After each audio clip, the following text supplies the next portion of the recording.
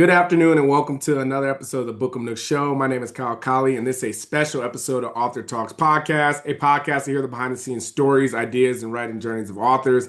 This episode is brought to you by Bookum, the book community's new and best way to host dynamic online book clubs.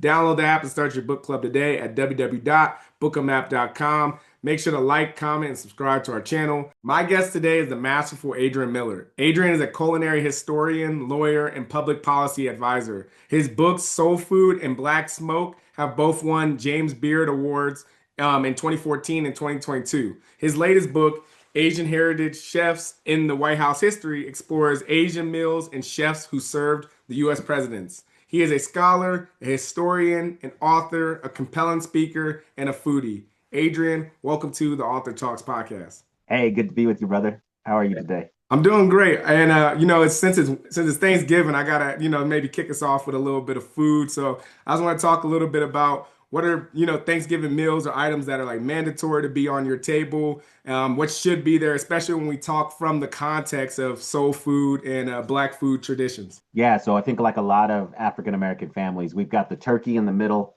and then we've got it surrounded by soulful side dishes and other entrees. So I'm a chitlin eater. So we Oh, got chitlins. I know that's not for everybody.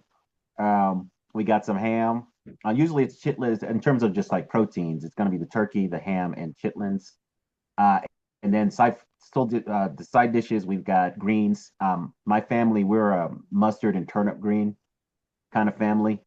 And we're gonna have sweet potatoes two ways. We're gonna have the candied yams and also the sweet potato casserole with the pecan and brown sugar kind of topping. No mushrooms in sight. I just want to oh, point that out. Green bean casserole, rice pilaf, mac and cheese, and stuffing. But we say dressing, right? In soul okay. food circles. So yeah, that's the typical thing. And then for dessert, we'll have sweet potato pie and something called lemon icebox pie. I don't know if you've ever had that. No, yep. Oh, if you've ever had key lime pie, imagine a key lime pie, except you've got a lemon custard, and then the crust is crushed vanilla wafer cookies Oh. instead of graham crackers glued together with melted butter with some meringue on top, man. It's slam. That's what the kids fight over. Isn't that a family tradition of yours? I think I had seen in a podcast. Okay. Yep. Yeah, yeah. So my mom started making that years ago, and that's the thing we fight over. That's the thing we look forward to the most for Thanksgiving because it's not. I mean, we started having it throughout the year, but it was really kind of a Thanksgiving thing first, and then it started, breaking out from there. Yeah, talk to us a little bit about chitlins and that history, and where that come from. Because I've had them growing up, and I just always like most of us, I'd say, is that smell. Like that smells like I can't do it. So talk to us about the love of chitlins and where that origin comes from. Yeah, no, I get it. So the thing to understand is a lot of people get grossed out, but most cultures around the world eat intestines and eat guts. So here in the United States, we're one of the few that's not a major part of our diet. And so the idea of eating the entrails or intestines of an animal is something that goes back in a lot of cultures. And so the way it connects with soul food is actually this was a British thing. If you go back and look at British cookbooks from the 1600s, 1700s, they have recipes for intestines. And that comes to the United States. And so typically white people were the ones that were forcing enslaved cooks to make chitlins. Hmm. And then it just became part of our diet as well. And again, there's traditions of eating animal intestines in West Africa as well. So they weren't eating pigs, pork, because we've got a lot of people who are Muslim in West Africa, and they were enslaved Muslims that came over. But yeah, so in the United States in the South, it's that pig intestines eating that gets known as chitlins, which is short for chitterlings. And it's really a relic of the agricultural system. So the agricultural calendar, I should say. So back in the day, before we had the advancements in our food system, people would wait until the first frost to kill a bunch of hogs Wow. because you wouldn't have all those flies and all that infestation and stuff. And so the communities would get together and they would kill hundreds of hogs. Everybody would pitch in on the work. They would process those hogs and then cut them up, smoke them, salt them, and do all these other things as meat to get you through the winter. And so a part of this is that you had all of the intestines and other internal organs that were there. They couldn't be stored. And so people ate them in the moment. And so this hog killing tradition gives rise to plentiful amounts of chitlins And then that becomes a staple for the fall holidays because that's when chitlins were usually. Wow. And so Okay. that's the I want to get back into some more Thanksgiving foods, but I do want, can you talk a little bit about how you kind of got into your work and your love of food as well? Yeah, well, basically, the short answer is unemployment. So I was coming out of the Clinton White House, trying to get back to Colorado to start my political career, but the internet bubble had burst, so the job market was really slow. I was in DC longer than I thought, watching a lot of daytime television. Not going to tell you the shows. Jerry, Jerry. So in the depth of my depravity, I said I should read something. So I went to a bookstore and I was browsing the cookbook section because I like to cook. And I found this book written by a guy named John Edgerton called Southern Food at Home, on the Road, in History. And in that book, he wrote the sentence that changed my life. He wrote that the tribute to Black achievement in American cooking has yet to be written. And so that's what launched my journey. So from that, I just started on my own, just doing a lot of research. And that's how I became the self-proclaimed soul food scholar. Yeah, I love to hear it. And speaking of research, can you tell us a little bit about mac and cheese, especially when it comes to Thanksgiving? I know it's not specifically a soul food, but can you talk about when that became like a staple? Because now you think about it, it's like one of the main things when you come to like Thanksgiving dinner is like, please don't mess with the mac and cheese. So talk to us a little bit about that as well. Yeah, so first thing to know is that mac and cheese is a dish that goes back thousands of years to Italy. And it was something that was given to the poor, believe it or not. That's kind of how it started out. Um, but eventually it becomes a high class dish. And so you've got wealthy Americans going to Europe in the 1700s. They get exposed to the dish and then they bring it back to the US. People like Thomas Jefferson, and they had their enslaved African American cooks make this. Now, if you know anything about West Africans and West African cuisine, there's not a lot of dairy. And in fact, Black people have a high incidence of lactose intolerance. So this is an example of something that Black cooks were forced to make and eventually becomes beloved and becomes part of our own food tradition. So by the time you get to the late 1800s, you're seeing macaroni and cheese start to pop up in references to Black cooks and certainly in Black cookbooks by the early 1900s. So that's how it becomes part of the soul food canon. And it's one of the most important ones because it's one of the few foods in soul food where you need to present references before you're even allowed to cook the dish, or you have to get the stamp of approval from an elder. That's true. Because yeah, and so it's interesting that that's become so beloved compared to other things like greens or candy jams or other things. Just mac and cheese has just taken on this life of its own, which is kind of fun to explore. Yeah, it's like one of those dishes where like if it could a lot of things can be messed up, but if that mac and cheese is messed up, it is on. It's like people you have wars out in the kitchen for that. So yeah, and Kyle, I just don't know why. Like, I really don't understand why mac and cheese got that elevated status. But I mean, it's clearly the case, but I just don't know why. Yeah, I'm not too sure either. Can you talk about, because you did mention soul food canon, so I'm curious, like, what are some of those foods that maybe, to I guess even mac and cheese being one of them, that weren't originally part of the soul food but have kind of been later adopted, or just what are some key soul food canon you'd say? Yeah, so for my first book on the history of soul food, what I did is I created a representative soul food meal and I wrote a chapter about every part of the meal. So this is the meal that I put together. Entrees would be fried chicken, catfish, or some kind of fish, right? Usually fried, chitlins, and then greens, black eyed peas, mac and cheese, candy jams, some type of cornbread, some type of red drink, because in soul food culture, red is a color and a flavor. So Black people, we don't call things cherry or strawberry that it has hints of cranberries.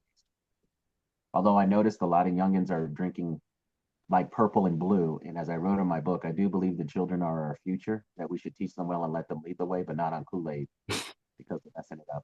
And then for dessert, and a bottle of hot sauce, that's the condiment of choice. And then for dessert, it's usually going to be some kind of peach cobbler, banana pudding, pound cake, or sweet potato pie. I think that'd be absolute favorite. So one of the things that's fun is as I go around the country talking about soul food, people will argue with me about what I left out of that meal, Mm. which is kind of fun. But I was just putting together a meal. If you were to go to somebody's house or go to a restaurant anywhere in the world that featured soul food, what are you most likely to have? Yep. And I settled on those things. That's very cool. And speaking of that, because I want to talk about some of those items you're talking about, specifically collard greens, because I think that's another one that is highly debated about how you prep them and what's the proper way. So, based on just your research and kind of how you've lived in some of the places you've been, can you talk a little bit about how should greens be properly prepared to cook, or just the different ways that they have been prepared throughout the diaspora. Yeah, so it's important to understand that greens are really central to West African cuisine. So our enslaved ancestors came with a love of eating the leaves of plants. Unfortunately, here in the Americas, they couldn't get the same things they had in West Africa because you're transitioning from a tropical climate to either a temperate climate or a subtropical climate. So they had to substitute other greens, and so that's where the greens of Europe come into play. Collards being one of them. Yeah. And so, um, from what I can tell, the typical traditional way of making greens is to stew them or braise them if you're going to be more precise about it. But you just get you create a stock of water, a seasoned stock, usually with some kind of meat. For a long time, it's been pork, but lately I've been using smoked turkey. Mm. And I put onion, garlic, and red pepper and create a seasoned stock. And then I cut up wash the leaves, cut them up, and then put them in or tear them and put them in that stock. And then if you're cooking collards, you want to cook them for a long time. So at least 45 minutes to an hour. But if you're doing something like turnip greens or mustard greens, those are tender or more tender. And so you can cook those for like 30 minutes, 45 minutes. I think one of the misconceptions out there about greens is that you just cook them to death. Mm. And you don't need to cook them that long. You just want them to get tender. And you want to make sure that you have the broth with it, which people call liquor, pot liquor. It has nothing to do with getting your drink on. That's an old British term for the stock that's created when you're cooking meat and vegetables in water.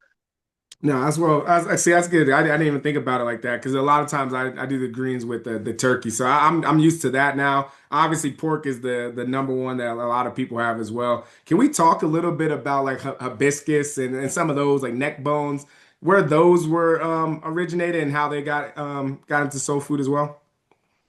Yeah, so the hibiscus is native to West Africa. And actually makes its way to the this side of the world through the Atlantic slave trade. So in West Africa, depending on where you are, it goes by different names. And essentially, it was a hospitality drink. So what you would do is somebody would come over, you get some water, you take the flower petals of the hibiscus plant, with a nice crimson kind of cranberry red, put them in the water, turn it a nice red color, cranberry color, and then sweeten it to taste. Okay. So that drink comes over in Jamaica. It's called sorrel, and it was a Christmas time drink for a long time because that's when the flower bloomed. But now people drink it year round, and it makes its way around the Caribbean and even to Latin America, where it's called agua de Jamaica, so Jamaica water. So you can go to a taqueria and order agua de Jamaica, and you're drinking a riff off of West Africa. And so I think it's the hibiscus drink as well as cola nut teas, because there are red cola nuts also native to West Africa. I think that's where we get our love of red drink. And I think Kool-Aid is just a riff on all of these traditional red drinks. So that's an important thing that shows up in soul food canon. Okra is native to Africa. It's actually from East Africa, but makes its way throughout the continent. It's a signature of West African cuisine as a thickener. I love okra in so many ways. I used to not like okra because of the sliminess, but Yep. man, I just love okra now. I love it in all its forms. I'll have it whole, fresh. If you get the small okra fresh and just eat it, that's amazing. Or you can have it whole, boiled, like sliced, boiled. I even like it charred. See. And also, now a lot of people like it fried, so it's kind of like bar food now. And then neck bones and other things, they're called variety meats. And so these were the cuts of meat that Black people often had to use because of their status in society. They weren't given access to the prestigious cuts of meat like the ham, the pork shoulder, all these other things. So they often had to use these other cuts of meat to season their food. And so that becomes a staple or signature of soul food cuisine as well. And it leads into this idea that we took the scraps and made them delicious. That I understand why that story persists. It's part of the soul food story, but it's not the whole story. So I really want to emphasize that.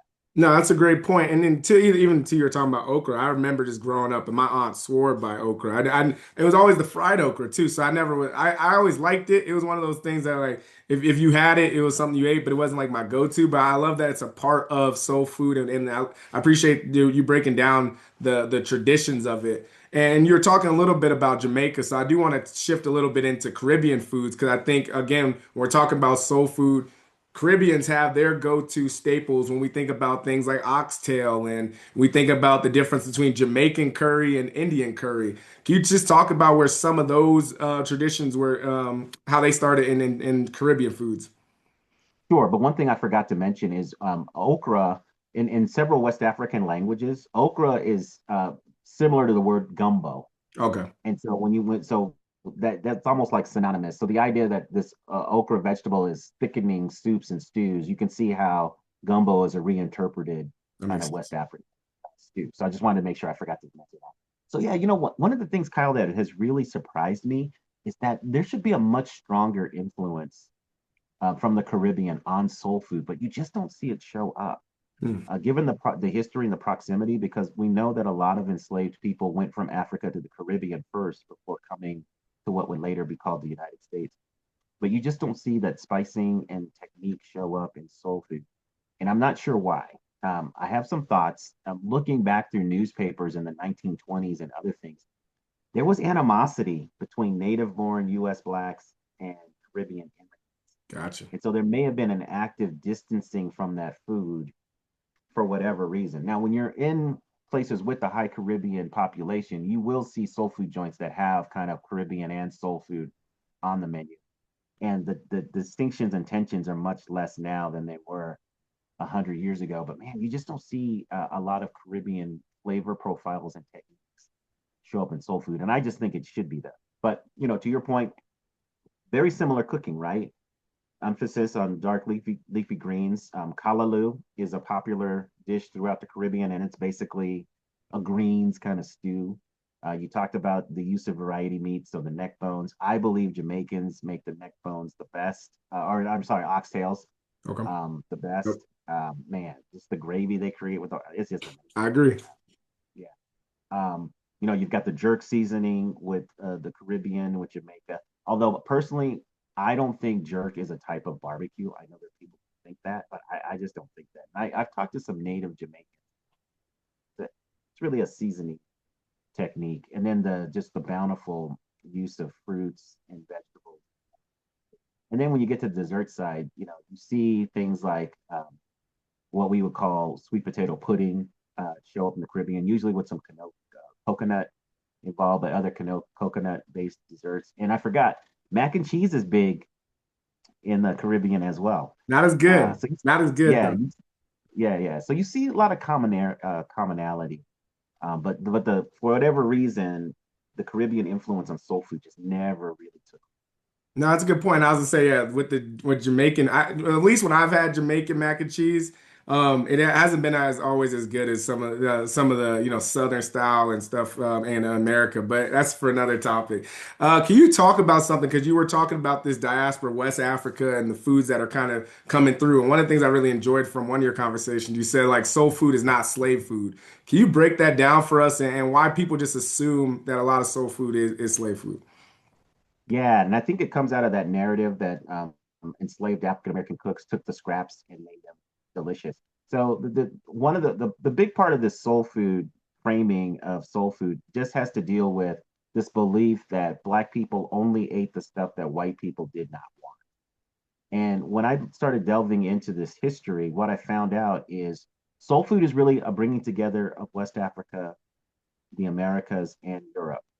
And so you see the precursors to a lot of dishes showing up in the cuisines in those other places, and then you see how it comes to the American South and it gets transformed into something a little bit different but similar to these other things. So that's the process that's going on. But when you look at what enslaved African Americans were really eating, they were gardening, foraging, fishing, hunting, in addition to the rations that they got from the enslaver, and the weekly rations were usually 5 pounds of some meat, smoked, salted, dried, pickled, usually pork, a couple of pounds of some starch, usually cornmeal, but it could be sweet potatoes or rice, and then a jug of molasses. And so, learning from Native Americans and from others, seeing what Europeans were doing and all these other sources, they started to create a cuisine that would later be known as soul food. So I tell people that the slave food aspect of it is just one part. Typically on these plantations, if you're on a small plantation, enslaver and enslaved were eating out of the same pot because it didn't make sense to have a separate cook. On the larger plantations, typically food was controlled and cooked during the week. But then when you got to the weekend, enslaved people had more latitude to create other things. And so we see a lot going on. I just think it's a much more complex story than just to limit it to the slave. And the other thing is what we find out is that when you look at what people ate in the South, it's more about class and place than it is about race. Meaning white people and black people of the same socioeconomic status in an area were often eating very similar food. Now, because of racism, they weren't eating together, but the diet was pretty similar. And to that, because you were talking about something that I had heard in one of your conversations, you were talking about the idea of how Black people, in a lot of ways, had taken on this vegan culture in their soul food as well. So for the people that are sitting there, talking like, okay, I heard neck bones, I've heard collard greens, I've heard a lot of stuff that I know, I can't eat anymore because it might be like a blood pressure thing, or you said Kool-Aid a few times, it might even be a diabetes thing. But can you talk about that a lot of that when it comes to veganism in soul food as well? Yeah, so if you go back and look at what enslaved people were eating, it was very close to what we call vegan, meaning it was seasonal vegetables. They didn't have access to white flour or white sugar or a lot of fats and other things, and especially not fatty meat, like prestigious meat, because of their status in society.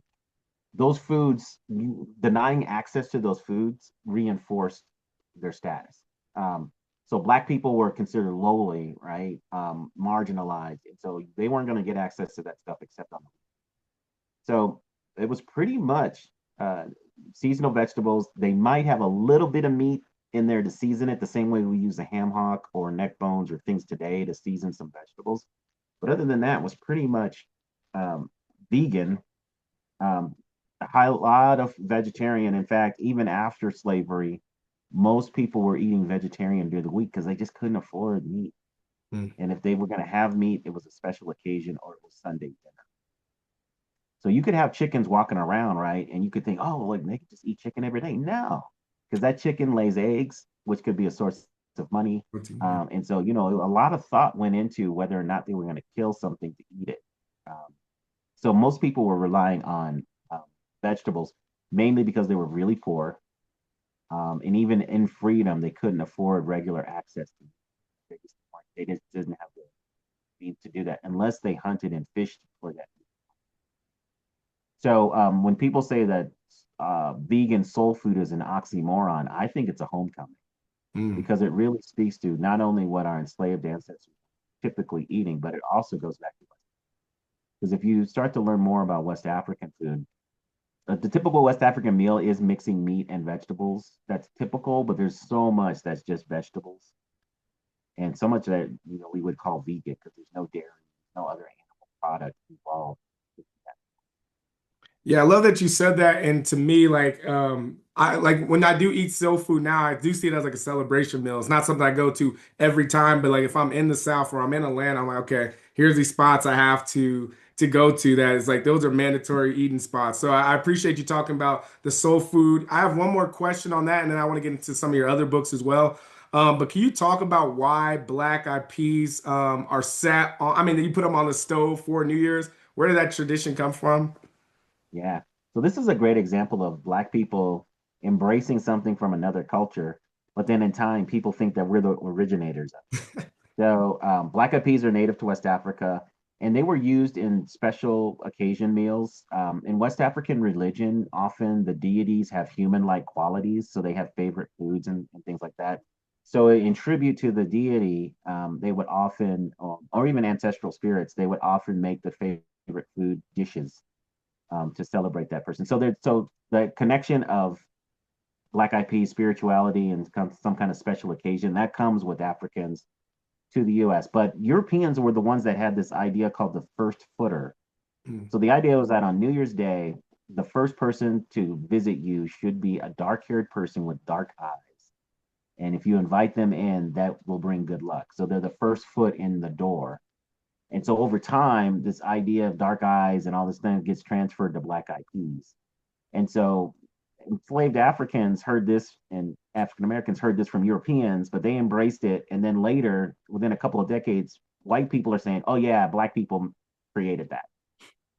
So it's really, really interesting. But the idea is that if you have this on New Year's Day, and it depends on where you are, but the tradition is you either get good luck or you'll get coins, but it's supposed to be like a really auspicious beginning to Wow. do that. So you can only do it on January 1st. If you have them January 2nd, they're just delicious black eyed peas. No, I know people that swear by it, so I'm thank you for telling the story because I never actually knew, and then I just know people that's like, if it's not on your on that stove, it's like the whole year is messed up. So I just wanted I wanted to hear where the history of To finish that point about the black eyed peas tradition, for me, it's very mixed because I've had a lot of broke years, uh, it. starting off with black eyed peas. But yeah, let's shift a little bit into your new, I mean, your the president's kitchen cabinet. I would love to hear just the stories of uncovering these black chefs in the White House and what made you dig into that. It was fun to write this book on the history of black chefs in the White House, the president's kitchen cabinet, because there had never been a comprehensive tribute to these African Americans. And what I found out is that every president of the United States has had an African American cook for them in some capacity, whether it's in the presidential kitchen or when they traveled by train, yacht, or airplane, Air Force One, or when they would go to someplace and stay for a while. Um, and so the route to the White House kitchen was pretty interesting. For our early presidents, really up until the 20th century, most of our presidents had servants, and several of our presidents were enslavers themselves. And so they brought their enslaved cooks to the White House with them to cook their meals. And then after slavery ends, Black people had this excellent reputation for the culinary, and so often Black cooks were sought out and recruited to cook for the chief executive. They wanted that person to have the very best. But you see all of these African Americans excelling in the culinary space, developing relationships with the president and the first family, and often giving them a window on Black life that they may not have. Not every president chose to open that window and do something about it, but we do see examples of presidents being spurred to do things for civil rights. Never enough, in our opinion, because we're still not full equal participants in the society. But you see minimal moments. I think about Truman desegregating the U.S. military after the way he saw that he heard about the way that military vets were treated, and often the Black staff would bring civil rights leader kind of secretly to the White House to talk to the president about civil rights. Not only Truman, but they did that for FDR and other people. And then you get the example of Lyndon Johnson, who signs the 1964 Civil Rights Act, and he gives one of the pens to his Black cook, Zephyr Wright, a woman who cooked for him, because of her. And he was spurred to mobilize support for that bill by talking about how Zephyr Wright was discriminated against on the drives from Central Texas to Washington, D.C. She couldn't eat with the family, couldn't go to the bathroom with the family, and she actually ends up staying in Washington, D.C. full time because she didn't want to suffer that indignity. So Johnson often used that story to mobile for the 1960s. So we see the examples of Black cooks nurturing and nourishing these first families, but also making an impact. Yeah, it's so interesting that these families, or just in general throughout history of America, that you're willing to eat from somebody, but you're like you're not there's certain rights you're not willing to give them, which is crazy because it's like they're putting the food in your body. Like I think it's so interesting right there. They're cooking for you. Yeah. It's a weird dynamic, right? You don't accept the humanity of the person who's caring about your survival and feeding you, and you're liking their food. Yeah, it's just a weird dynamic. That's interesting. Let's can we talk about barbecue? Because I love black smoke. What's the role black pit makers or pit masters, should I say, played in American barbecue culture? Yeah, so I depart from a lot of people because I believe that barbecue is Native American in its foundation. Every bit of history points to the fact that it wasn't nobody talked about barbecue or even understood it until they come to this part of the world, the Americans. But what happens is after Europeans discover this Native American way of cooking meat, smoking it, with the really for preservation, you get enslaved Africans and colonizing Europeans and Native Americans in this kind of uh, trial and error kind of collaboration, and it leads to Southern pit barbecue. And after Europeans tried to enslave uh, Native Americans and it wasn't successful, they turned to African slavery. And old school barbecue is very labor intensive. Somebody had to clear the area where the barbecue was going to take place. Somebody had to dig the pit a couple feet deep, a couple feet wide. Somebody had to chop the trees down to get the wood to cook it. Somebody had to butcher the animals, kill them, butcher them, process them, cook them, season them while they're cooking by basting a seasoned vinegar sauce, make the side dishes, serve the food, clean up, and provide the entertainment. And guess who did all that? Black people, enslaved Black people. So by the time you get to the 1820s, Blackness and barbecue are wedded. People, it's just generally understood that if you want the legit barbecue, you gotta have a Black person cooking it. And there are examples of Black women cooking in the 1840s, right? So this is not always dude food. But the idea is that you got to have a Black man cooking it, Black person cooking it, and the experience from beginning to end is Black led. Even the white men who get famous for barbecue towards the end of the 19th century, they had all Black staff, so they were getting credit for Black labor. But well into the 20th century, Black people usually were the ones that jumpstart barbecue in a city. Um, Often white people got their first taste of barbecue by going to a Black joint. And it's not until the end of the 20th century that you start to see this dramatic shift to barbecue being equated with the craft of white men. Mm. And so a lot of my work has been to really correct that and say that's part of the story, but Black people are the ones who have heavily contributed to what we consider barbecue. It's time to give a shout out. And I'm proud that my work has led to wider recognition of Black role in barbecue. Yeah, because there's so many barbecue spots that I think about, especially in Kansas City when you think about Arthur Bryant's, Gates. So I guess just to end the debate, as a scholar like yourself, what city are you saying has the best barbecue? Well, it's definitely not going to end the debate, but my favorite is Kansas City. Kansas City? Okay. Part of that is because I grew up in Colorado, and so that had the strongest. And I'm a spare rib guy, so I love spare ribs. So Kansas City and Memphis are always going to be my two favorites. Now, Central Texas, that's the it barbecue. So that's the one that most people celebrate. But for me, it's going to be Kansas City, Memphis. And that's mainly because I'm a spare rib. Sounds good. All right. And so for the new book, can you talk a little bit about this one? Just the it's called again Asian heritage chefs in White House history, cooking to the president's taste. Can you talk about that and what made you kind of switch over to Asian cuisine and its history in America? So this is an outgrowth of my second book on Black chefs in the White House, the President's Kitchen Cabinet. So while I was researching that book, I was at the University of Denver's special collections department in the library there, and I just put in presidential food, and up popped the To the President's Taste by a guy named Li Ping Quan, who was a Chinese immigrant who was the presidential yacht chef for Warren Harding, Calvin Coolidge, and Herbert Hoover. And it was a memoir cookbook. And up to that point, we had never had such a complete description of someone who had cooked for the White House or for presidents. And so I was like, man, and the book was written in 1939 and just fell into obscurity. So at that point, I said, this has to be brought out to a wider audience. So I wrote my other books because I wrote the President's Kitchen Cabinet almost 10 years ago.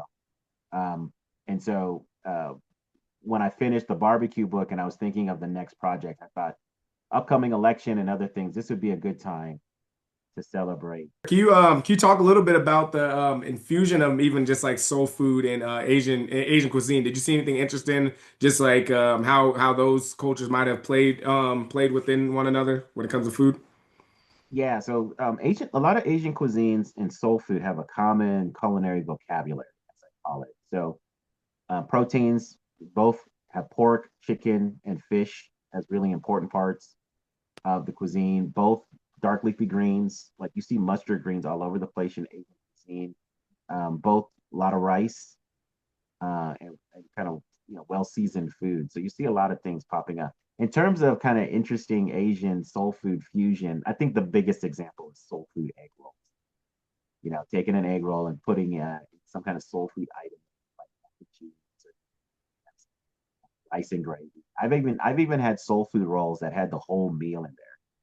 So they had some collards, they had a little bit of fried chicken pieces, rice, macaroni and cheese, everything, just the whole plate, just put into the egg roll wonton wrapper and fried, and it was tasty.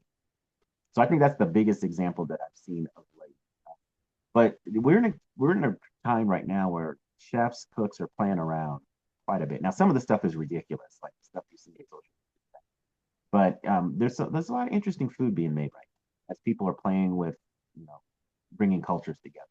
Yeah, and of course, even like when you go to like the Chinese restaurant, there's always like the fried chicken that's like, some of the best fried chicken you'll have too there, so surprisingly. Oh, that's a great example. Yeah, fried chicken is really example of something that was strongly associated with African Americans for a long time. But then we're different Asian versions of hot, like Korean fried chicken is hot. Yeah. You know, Top. That's the sticky kind and the double fried kind.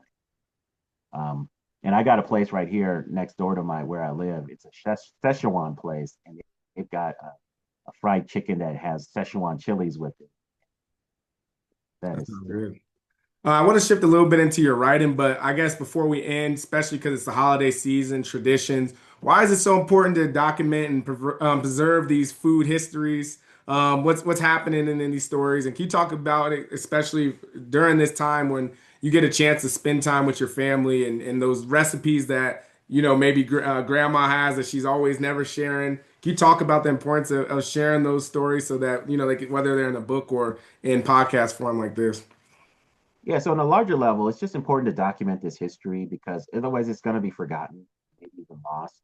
I am so grateful that 100, 150, 200 years ago, somebody took the time to describe what Black people did, because I would have a very different book if I didn't have that. And we're in a time right now where Black history is actively being erased and unashamedly just bonkers, right? You never would have thought this 10, 15 years ago that from the White House and all these other segments of society that people are actively erasing history. So if you put it down in a place and in different forms, they can't erase everything.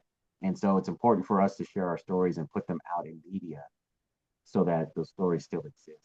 In terms of families, I keep telling people that the graveyard is full of great recipes because we've got all these elders that hold on to stuff. And a lot of times they do it out of spite. You know, you might even earn their trust and they'll let you watch them make something. And then when they get to the key ingredient, they'll say, "Hey, baby, can you go in the other room and get my whatever?" And then they add the whatever, the special thing. I call these lesser pieces, right? Because they're leaving stuff out. Yeah, but it still, I think, is meaningful to spend time with these elders who like to cook and get that generational knowledge. You often, when you're with an elder who's cooking, you'll get stories like like family history that you've never heard before. Because for some reason, be in the kitchen, you just talking, and all this stuff comes out. My dad is 84, about to turn 80. Oh no, he's 86 now. Um, I was just talking to him for an extended period of time, and he was saying stuff I'd never heard before. You know, and it's just kind of like we have to just trigger those thoughts and those conversations. But I think food tells a story, and it tells the story of a people and of a family. And I just think the more that we can document those things. My last thing I'll say about this is if you do get to a point where you create a cookbook for your family or something, put an opening paragraph. People call these head notes in the industry, but just put an opening paragraph to explain who's making this dish. What is it about this person? And when you're having that food, just give us the color commentary on why this dish means so much. No, that's well said. Yeah, let's talk a little bit about your writing because a lot of people want to write cookbooks and tell their stories. So, what was your writing process like for your books, and what's a perfect writing day look like for you? Yeah, so writing is one of the hardest things that I've ever done because the thing about writing is you're doing it in isolation. So you have no idea if what you're putting down on the page is anything that someone's going to like.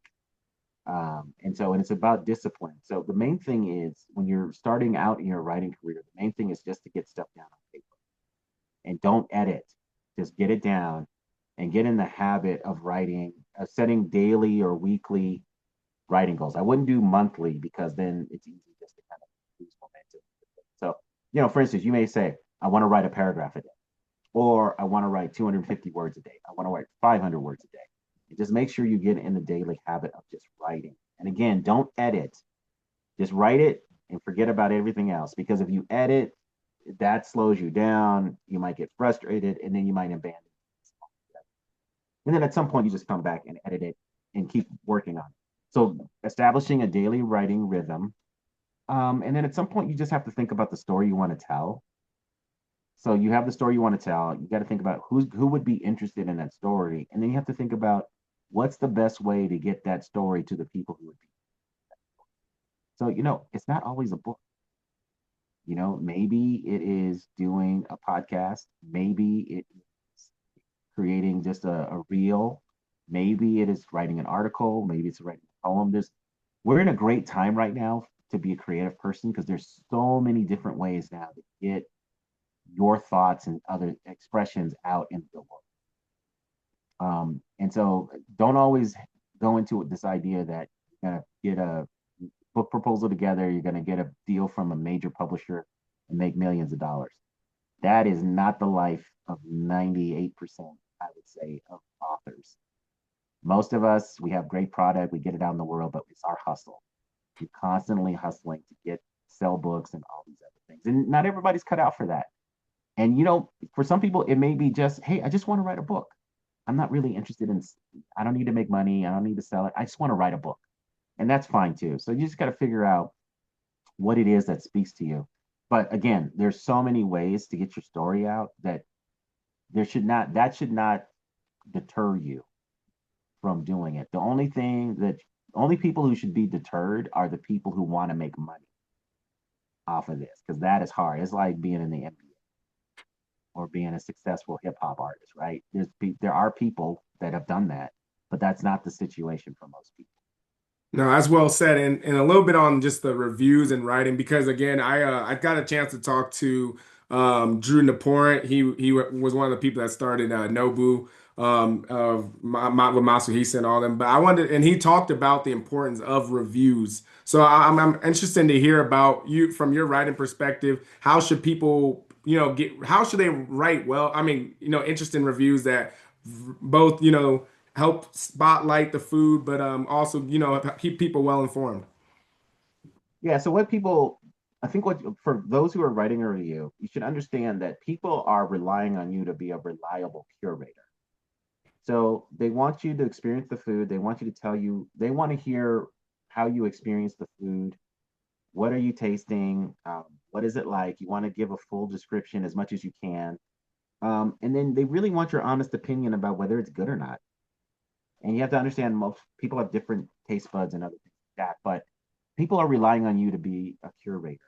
And so the more information you can give them about the restaurant, maybe a little backstory about the people making the food, tell people what kind of cuisine, tell people what you're eating, how does that fit in the cuisine, and then just tell people honestly how you experience. The one thing that really bothers me right now is you have reviewers who are doing things in order to get clicks. So, the people that are spitting food out right on camera, I'm just not feeling it. It just seems so unnecessary.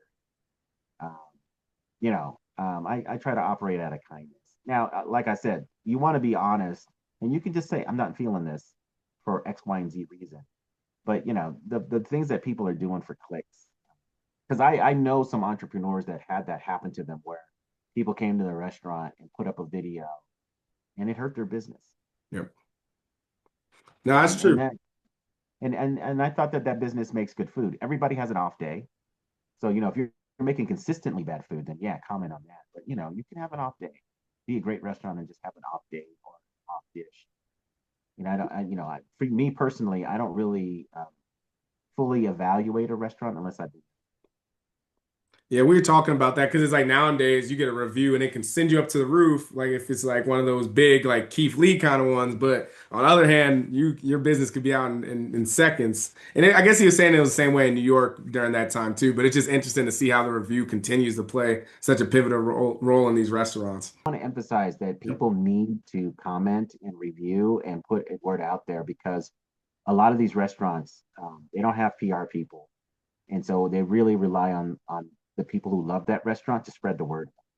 Yep, I So agree. it goes I into agree. all right. All right, let's get What's the up? rapid fire. Okay. You already answered it, but I want to hear it again. You say you call it dressing or stuffing.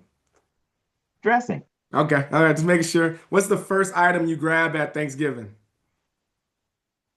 Ooh, uh, the chitlins.